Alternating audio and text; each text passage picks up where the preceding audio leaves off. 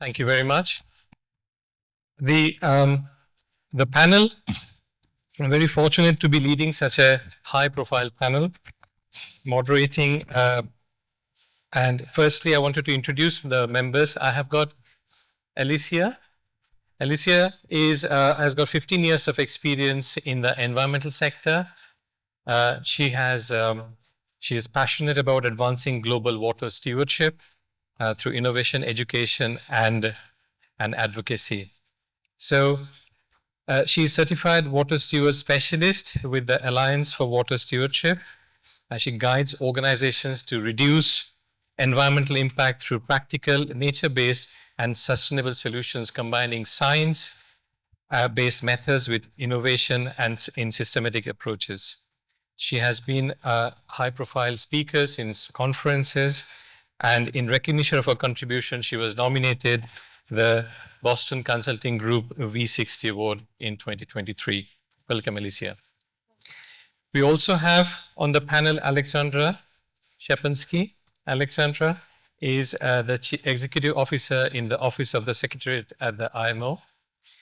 She applies her extensive knowledge of strategic planning, organization performance management, and governance processes. She has previously gained experience in the academia and the private sector and holds degree in economics and business administration from Ludwig Maximilians University in Munich. She is instrumental in contributing the shaping of the IMO's multilateral decision-making in the maritime sector. Welcome, Alexandra. We also have in the panel LP. LP has been working for ENIA Management, Ship Management. This is also a company I served once upon a time. Oh, really? She is currently, though, the president of Vista International and was a past president of Vista Hellas and has been working active member of Intertanko and Secretary General of the Hellenic Short Sea Shipowners Association. LP is also has joined recently an executive board of the World Maritime University.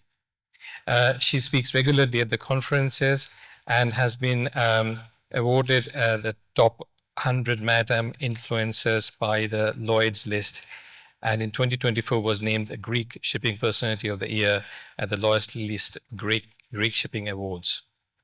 And finally, we have Brigadier General Dr. Hussain, who is a distinguished military officer and an academic and election expert. He retired from Bangladesh Army. At present, Dr. Hussain is serving as an advisor to the government of Bangladesh for the Ministry of Shipping and the Ministry of Labor and Employment. Dr. Hussain holds a PhD degree in electoral governance and is a prolific publisher, has published over 40 books and 300 articles on politics.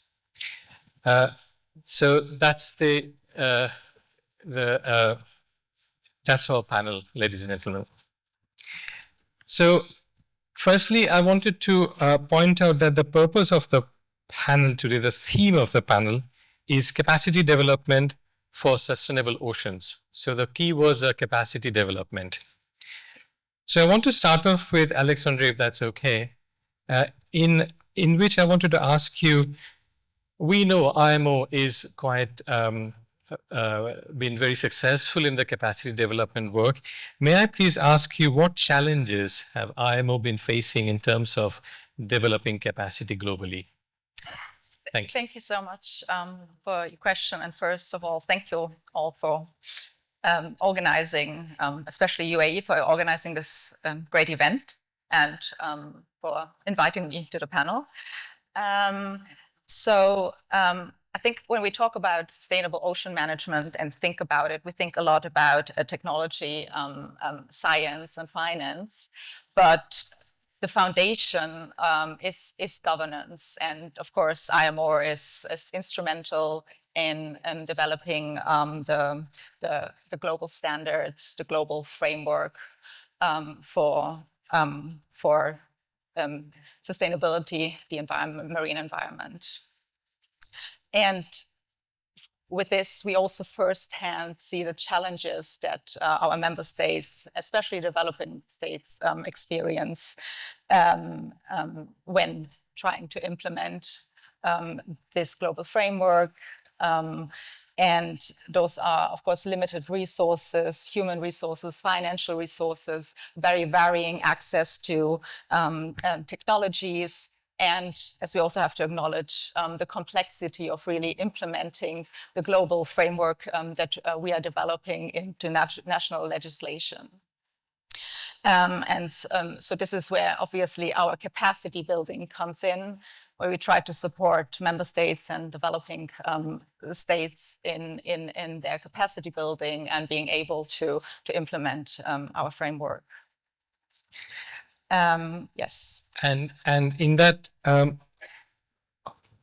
how can you give some examples of how you have been successfully developing capacity for the audience? Yes. So of course, this is a major priority for us in the organization, and this is also in the Secretariat one of the fastest growing sections, and especially GHG, environmental related and ocean related projects and technical cooperation activities are the fastest growing within the organization. And with regard to ocean and ocean projects, we focus a lot on climate related projects, GHG emission reduction, on pollution, be it air pollution and also marine plastic litter.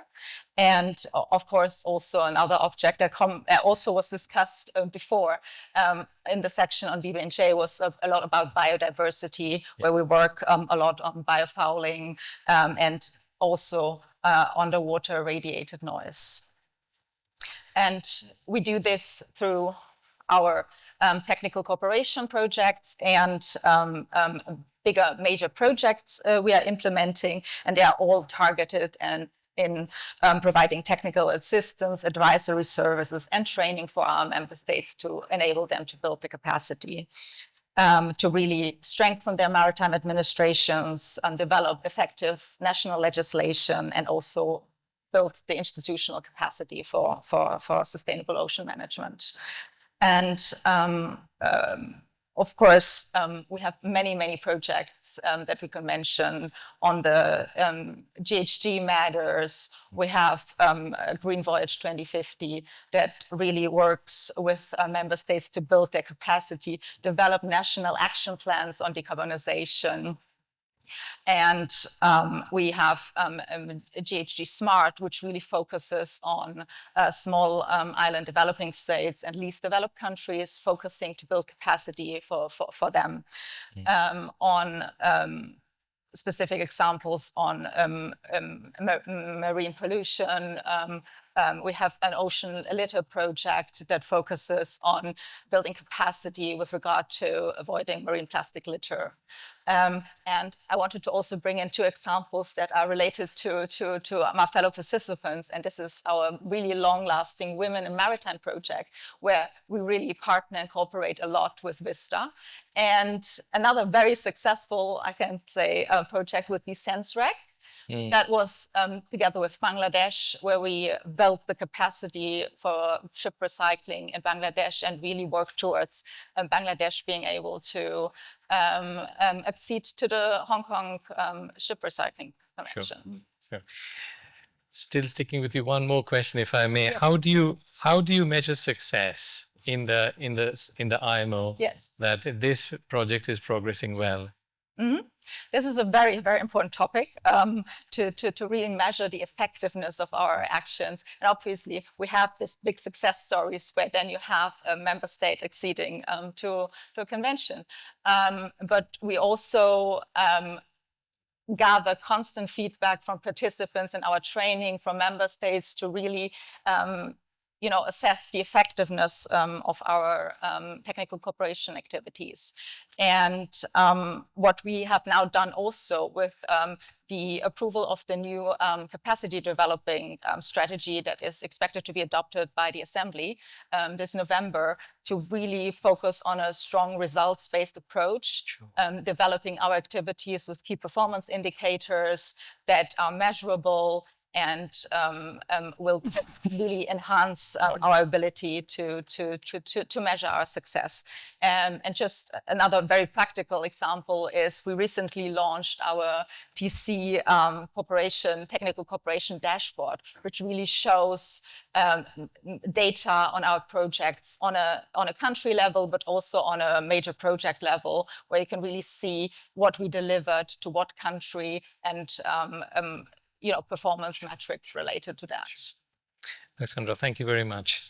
So may I please ask Alicia about, in your field of expertise on water management, how, if you could share some examples of what's happening in terms of developing capacity, maybe with a focus on the developing maritime nations?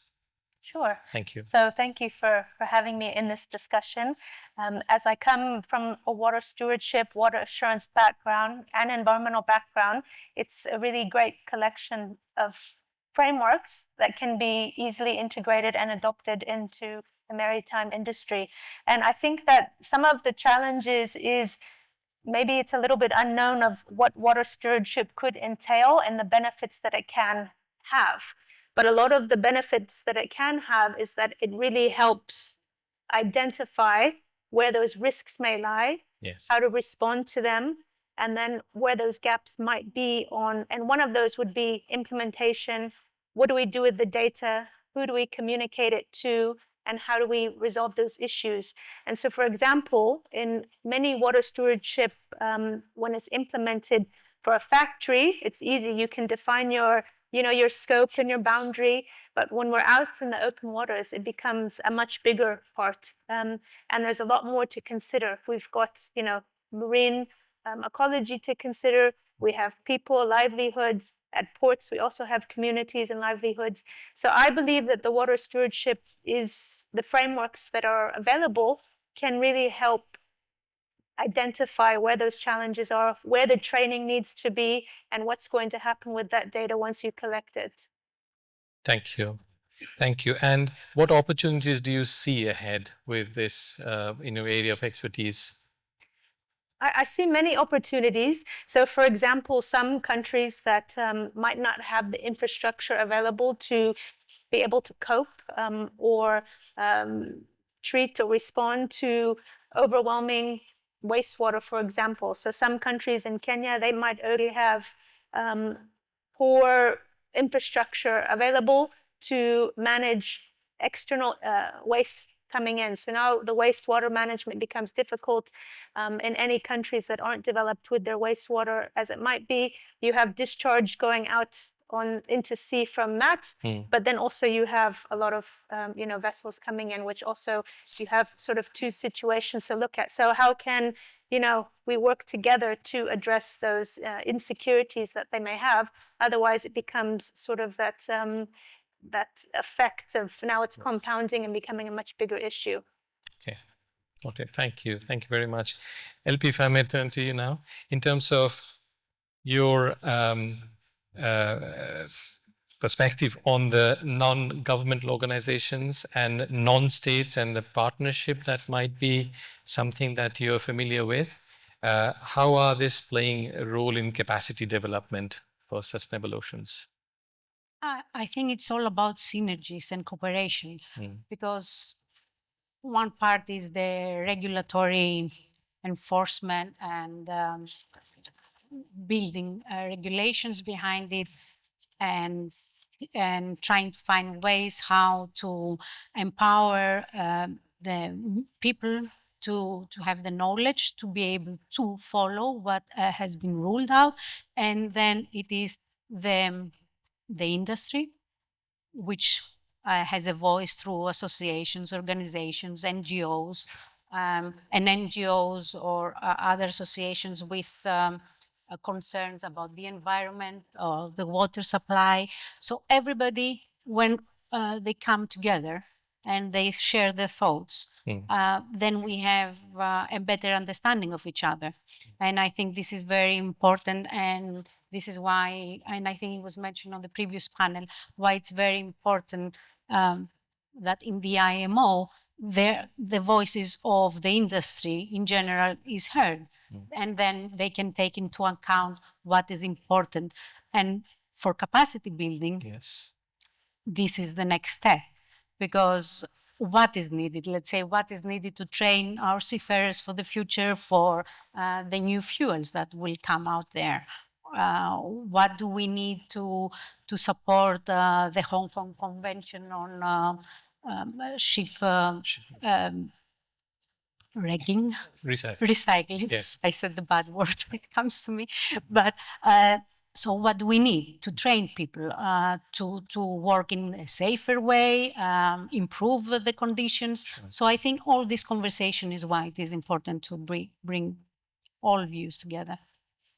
Thank you. And this collaboration between NGO and non-state partners together with the IMO, do you see it is challenging? Do you see more scope in this sphere? I'm not into this for many years, but in these few years that I'm involved, I've seen a lot of progress, I have to say. For me, in the beginning, it was a bit vague. What were the programs about? What were they supporting? How is it measurable? A new thing that came out, because it's good to have events and, let's say about women and empower them and talk to them. What are their possibilities in biofouling, in ship recycling? But at the end of the day, does it have any impact? So it is very, very good to see that we're progressing now to have targeted results. If not, what do we have to change to make it work? Yes. Thank you. Thank you. Turning to Dr. Hossain, if I may please. So in terms of the collaboration that is required beyond borders, and how can regional partnerships and international support mechanisms help countries like like Bangladesh accelerate capacity development for sustainable ocean use? Thank you very much. And thank the authority of Dubai for inviting me here. It has been a pleasure to be here when the Secretary General IMO sitting in front of me. Let me first tell you what Bangladesh is.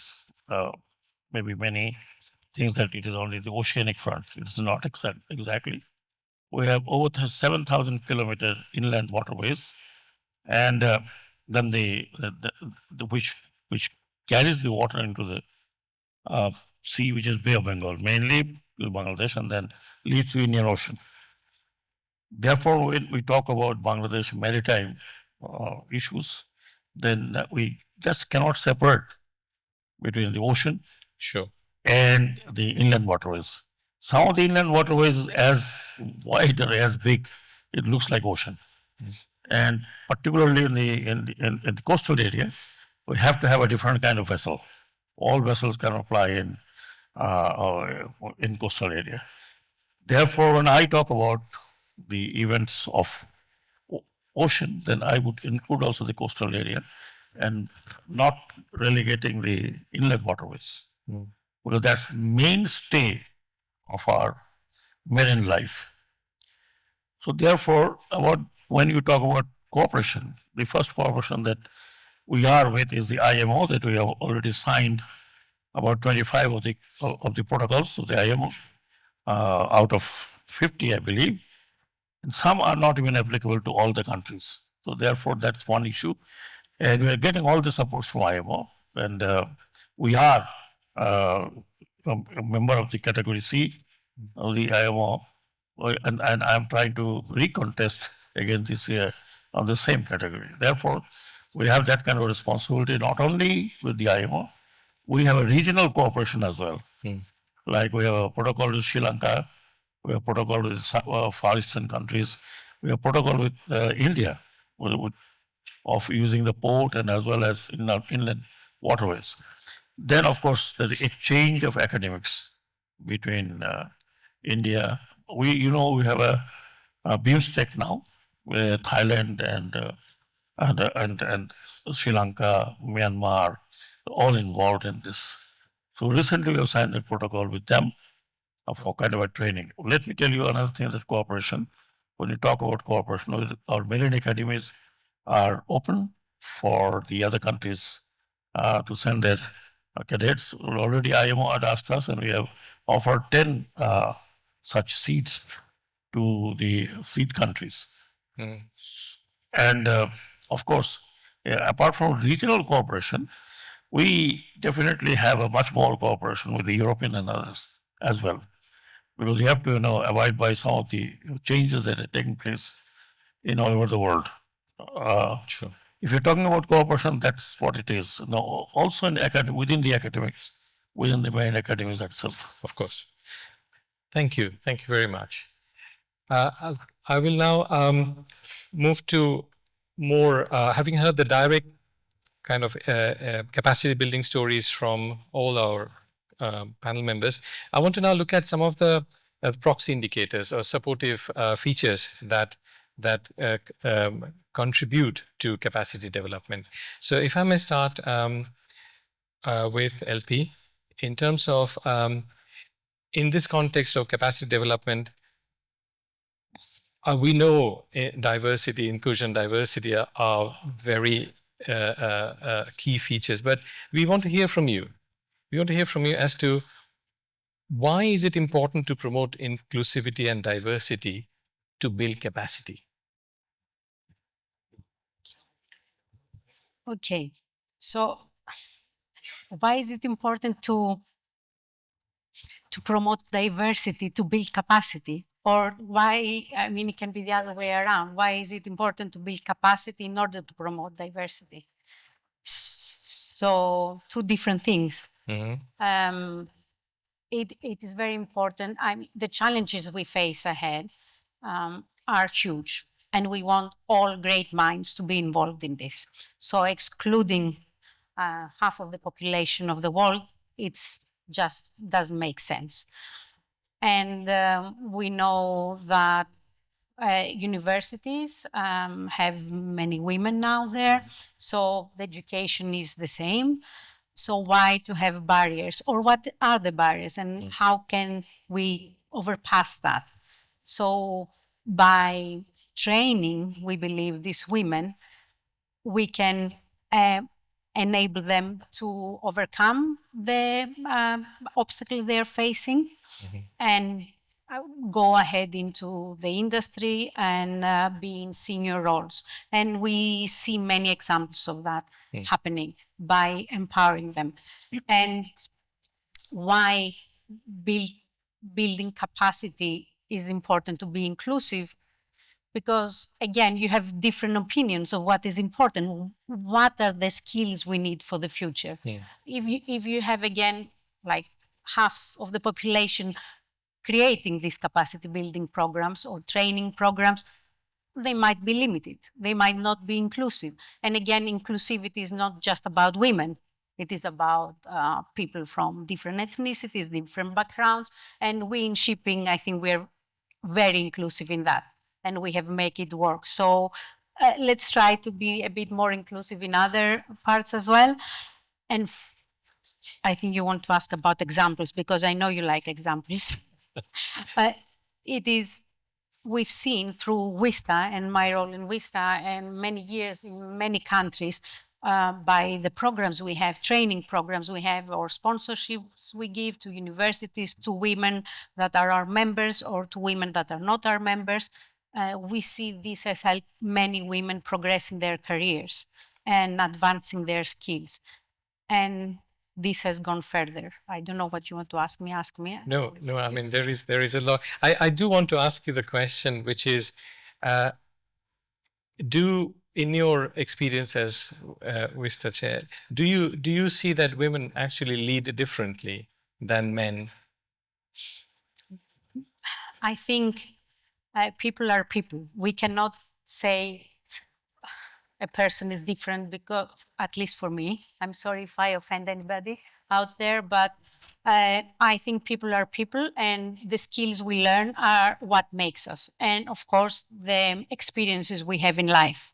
So maybe through experiences, women might lead differently to men, but I think if we apply the proper education to everybody, then we will have just skilled people who can lead, because leadership is something that you can learn. It's not something that you are born with.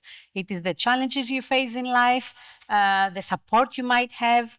So I think it should be at least the same for everybody. And I know people say that women have more empathy or more understanding, men are stronger. You know, there are so many stereotypes out there, but it's mostly the way we've grown, the stereotypes that are in us. If we want to get out of that and see the bigger picture, which is not easy, even for me, from this point where I am, I do follow the stereotypes I was born with many times. And that's why we say capacity building is very important, and teaching skills to everybody is very important. Thank you. Just on that, in terms of the capacity building from a diversity inclusion point of view, Alex, if I may quickly ask you, in terms of whether it's women or men, in terms of leadership positions, so how do you say that a good leadership initiative leads to better capacity building?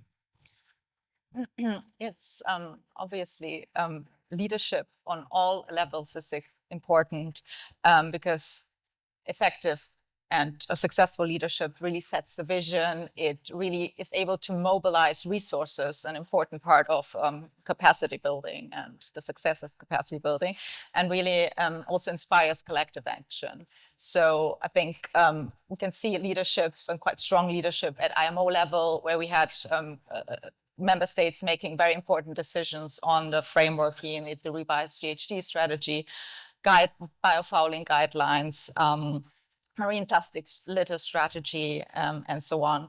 And we see strong leadership among all our member states by implementing those frameworks in national legislation and able to implement and enforce them.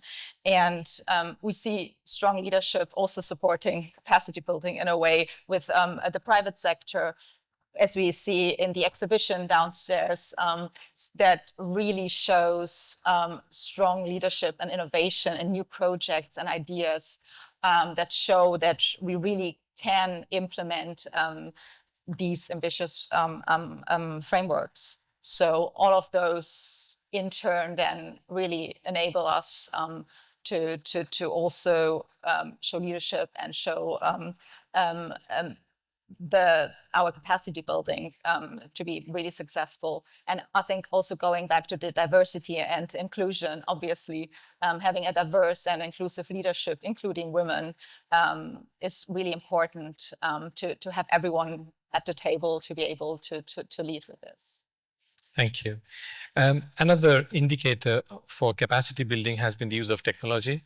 So if I may ask Alicia, in terms of how in your area of water stewardship, how do you see the role of technology coming and playing, or digitalization, in terms of building capacity, please?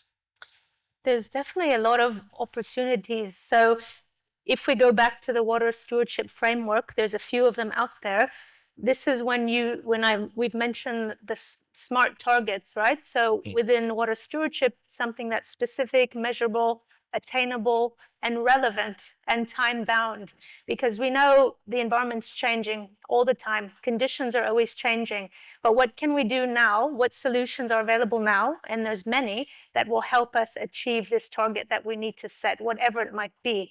So for example, there's a number of sensor devices that can help determine when things are released, or sensor when there's something leaking, for example. And that's an application that we might use in a building, but it's something that can also be transferred over into other areas, such as vessels where there's potential for leaks, for example, or for quality monitoring. So it can do automatic water monitoring and quality checks to see the parameters of that water before it's either discharged or maybe there's opportunities for it to be reused.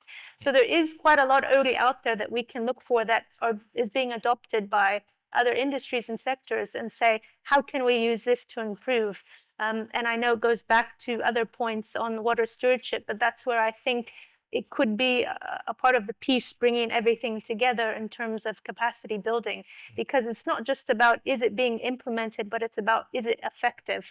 Are the implementation of this being effective? What are we getting from it? Are we getting what we need and what we're going to do with it? And who are we going to communicate with, or who do we need to communicate with to make sure that we're collaborating for that collective action? Because it's this whole one shared resource of our seas. We all have a responsibility, and I know this was mentioned earlier, but it's true. We all have a piece to play within that, whether it's offshore activities or onshore activities. There's moving components all the time. So that water stewardship really does help us identify who needs to be engaged with what, and what sort of solutions exist, and how can we implement them, but how can we also verify that it's working and it's effective? Thank you very much, Alicia. I wanted to stick to these initiatives, as you mentioned, and possibly ask you about what can we what should we expect from the shipping companies in terms of adopting initiatives for capacity building. I know capacity building is often seen as a state or an interstate activity, but individual shipping companies, possibly leading shipping companies, what in your eyes have been happening in terms of capacity building for sustainable oceans from their point of view? Do you want to start, Hilton? I can, yes. Thank you. First of all, I think it's in the interest of the shipping companies to invest in capacity building of their staff, of training, or to work together with training centers to educate whoever is around them. For, as I said, the challenges are many. The decarbonization challenges, it's a future that is still a bit unknown, what kind of fuels we will use. The technology is changing on board the vessels. The skills that are required by seafarers, especially that are in remote places, are changing. So, of course, shipping companies, and I think they do, at least the ones that are prudent, do spend time and money in that. Now, in a bigger sense, I know, I mean, again, cooperation with organizations that bring them together, let's say like BIMCO, Intertanko, ICS, who are the ones responsible for the ship owners. I think they do also invest in programs, training programs that do support the capacity building of their staff. Thank you. Yes. Alexandra, do you want to add anything to this point, the shipping companies' initiative for capacity building? Of course, they really can utilize new technologies, especially those leading, they can invest in technology development and support the work in that. And I think a big part of our work is really also working with industry, is working with the private sector to get them all together, and in the capacity building activities also really work towards technology transfer, being able to for developing countries to implement and work with those technologies. And a big move in our projects is also to work on pilot projects and really show solutions that are also sometimes cost effective and can be implemented. Can I add something? Sure. I just thought of the Maritime Just in Transition program of the UN, which is capacity building for new technologies. And being in that panel, and the IMO is part of it, I see that the ITF is part of it, the ICS is part of it, and private companies are as well part of it. So it is a great example of all of the industry coming together for capacity building. Thank you. Thank you. I want to now, I've kind of left the training and education thing for the last, possibly that's a very emotive topic. or maybe because I am an educationist. I do want to point out that that the seafarers, when we talk about training, seafarers come to our mind first, but also training is for beyond the seafarers. Seafarers still remains challenging. Seafaring is, although we know the accident numbers and the pollution incidents and total losses are coming down, but we know also from research that seafaring is becoming more stressful. From the feedback from the seafarers themselves, there are more possibly suicide incidents from seafarers, as well as the transition workload into the new fuel. They are beginning to feel the heat and the responsibility that's thrusted upon them. So surely this is a point that we need to reflect on, to understand how are we supporting the seafarers? How are we making sure that they're trained at a time when we're moving to like different forms of fuel, whether it's ammonia or methanol and such. So if I may start with Dr. Hussain, in terms of the training, in terms of keeping in mind that the purpose of this conversation is capacity building, how do you see from your experience that training and education for the seafarers and maybe beyond just the seafarers is valuable? How is it working in your eyes? Yes, definitely. Every training is very valuable, but particularly when you are in transition from one system to going into another system. Let me just reiterate one thing, that we in Bangladesh, we have 5 marine academy, which is run by the government, and there are 9 marine academy, which is private. And we have this year, if my data is not wrong, we have 45 women cadets in the Marine Academy, Prime Marine Academy, and we have probably 150 to 200 women cadets already passed out, and they are serving in various countries. I'm talking about the seafarers.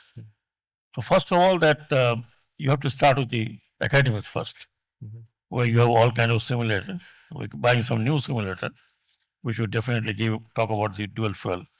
Not only that, you will be probably the first time in Bangladesh, we're buying 2 new ships for our state carrier, where we are buying 2 ships are engine with dual fuel. That means it can be operated in the gas, it can be operated over any other thing. What in capacity building would be, our majority ocean-going ships are the private sector. And they are becoming old, so they have to be replaced. And they all probably would be very, would give that kind of incentive. We had 7% VAT on buying new ships. So this VAT has been already withdrawn. So that will give a big boost to the private sector. And the private sector has been told already, they know about the IMO conditions. So as we have bought 2 of the ships which will be dual fuel, they have to also probably follow the suit. So in presently, if I may very candidly say, that our private organizations are not that aware of the whole thing, though we don't have that kind of a academic parlay in various universities, except that there's a marine university, which is run by the Bangladesh Navy. So they are very much oriented with the capacity building of that. The big thing that I would like to talk is that our seafarer. Sure. The seafarers are definitely, they are aware of it. For example, we have sent over 150 manpower to these new ships. So they are going to learn within that capacity as they have to, steer it.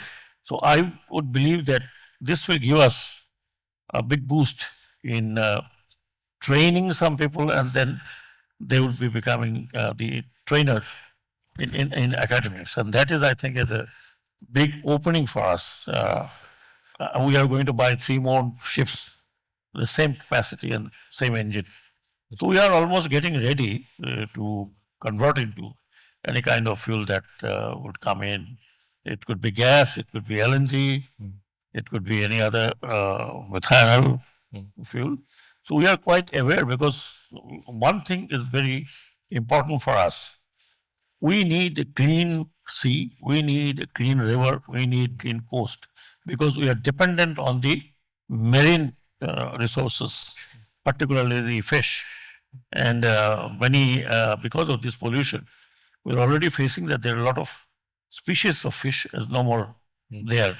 Therefore, everybody is aware. It's not only inland waterways, the coast and as well as the sea, as far as we are concerned. We are also in one of the port. I'll be opening very soon. One of the port is have the plant for cleaning the river and cleaning the coastal area with all those the plastics and all the other things. So we are Bangladesh. We are quite aware, and we are very sensitive to this. We also know that we are one of the largest ship recycling yards, and most of them, 17 of them, have become already green, and many of them coming. And I've told them, if you cannot by end of this year be compliant, then you better close down. And they will close down or they will merge. So that sector is also pretty aware, because they know the IMO rules and UN conventions. We are very much active in this capacity building. Though I would admit that it's slow, but we would seek assistance from UN, we would seek assistance from IOM, and we will also seek assistance from any other expert organization, so that we can increase our capacity. Sure. Thank you. Thank you very much for examples from Bangladesh. I want to ask the other panel members similar questions in terms of there is light, we can see each other better. Are we, I'm particularly sensitive towards seafarers. Yeah. If I may ask Alexandra, are we doing enough to keep supporting them? Are we doing enough to make sure that all the issues that have been picked up on research time and again about their health and safety on board ships, occupational health issues in particular, are we doing enough in terms of supporting them? Because at the end of the day, no matter who else what does, at the end of the day, they are the doers. Are we doing enough to support them in the eyes of the IMO? So obviously, taking into account the changing environment, the transition that will be going on, there is a big initiative to really enhance also seafarer training. So we are really focusing on providing training for alternative fuels. And in this regard, also, it has been agreed to revise our convention on training, certification, and watchkeeping, which will have a big impact to really update it to the changing conditions that seafarers will experience. There's also a lot of work going on health, well-being of seafarers. So I think we're stepping up our efforts to really be able to address the changing environment. And I think also going on a higher level, thinking about the big changes that will be coming, I think going back to education and adapting the curriculum to really be able to educate the future maritime personnel will be a very important part ongoing. And I think to highlight here also the work of our global training institutions, the World Maritime University and the International Maritime Law Institute, that really provide up-to-date education and training for maritime personnel. It's really important to address this changing environment. Sure. We heard World Maritime University. Do you want to come in, LP, say something about it? I can talk about the university, but first I want to talk about the seafarers. Sure. Because they are the backbone of our industry. And I think India, and you come from India, and Greece is a very good example for that. With the seafarers that we had many years ago, we have built the shipping industry that we are today. And I've seen that miracle happening in India as well. So it is not only that they are the ones handling the vessels, which this is why we are all here for, and the vessels are the ones that might be polluting, as we say, let's say the oceans, how can we fix it? But all the discussions is around the vessels, or whatever we do. So the seafarers are the ones. And how do we change the day life for them? How do we make sure that they are safe, that they are healthy? And I've seen discussions, and they're lengthy discussions. They take years, and the results are there, but not as fast as we would like. It's not to blame anyone. I know, I've learned that. It's not the IMO's fault. It is the member states' fault because they are not making decisions so fast. For me, it was shocking. I need to elaborate on that because I was once in a room that everybody agreed that we need to have health measures or to take into account the psychological condition of the seafarers and how we can improve their life. And at the end, everybody was agreeing. And at the end of the day, nobody voted for it. Sorry, I mean, I'm always frank.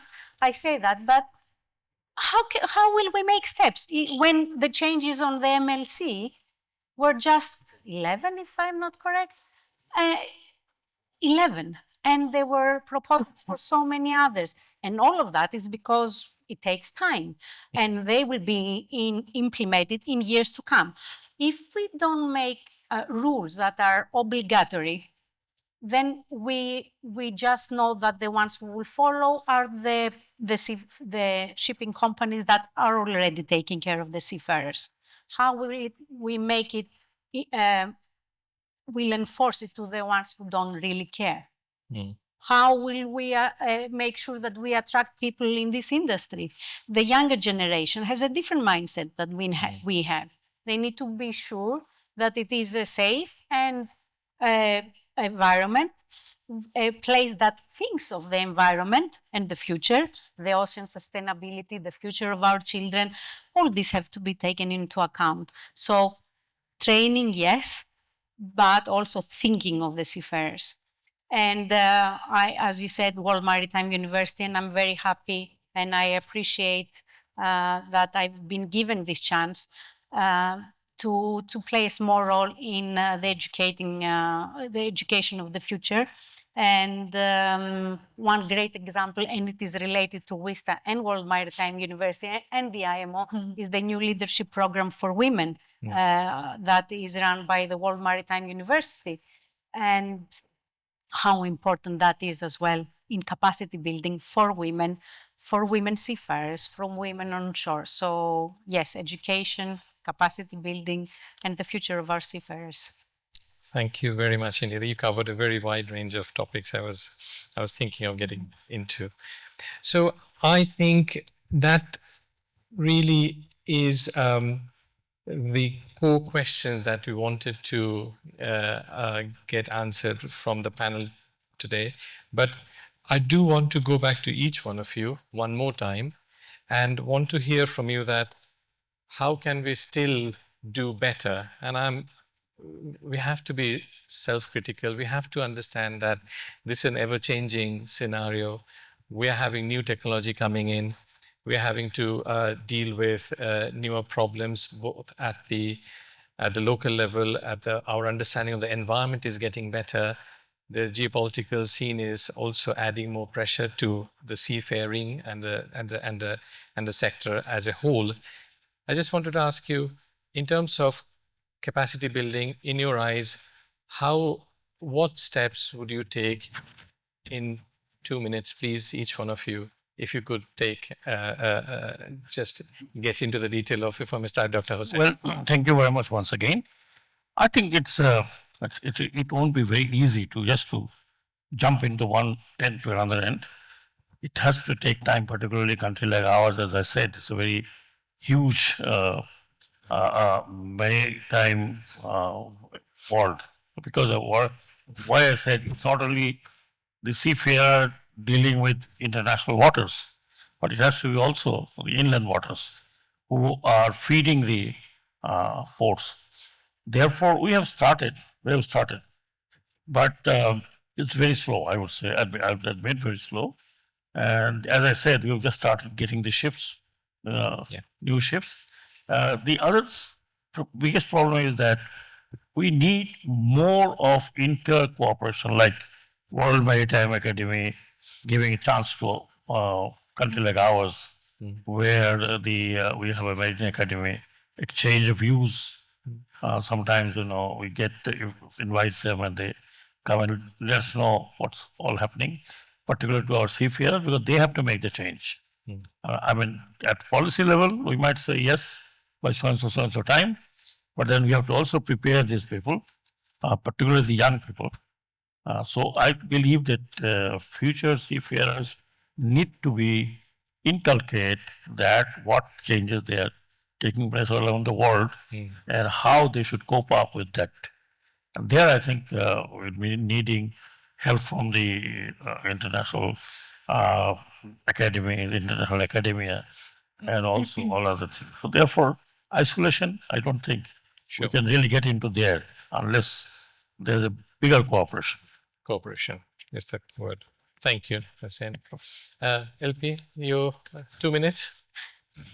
I'm thinking, I think that we should start all our capacity building by teaching respect.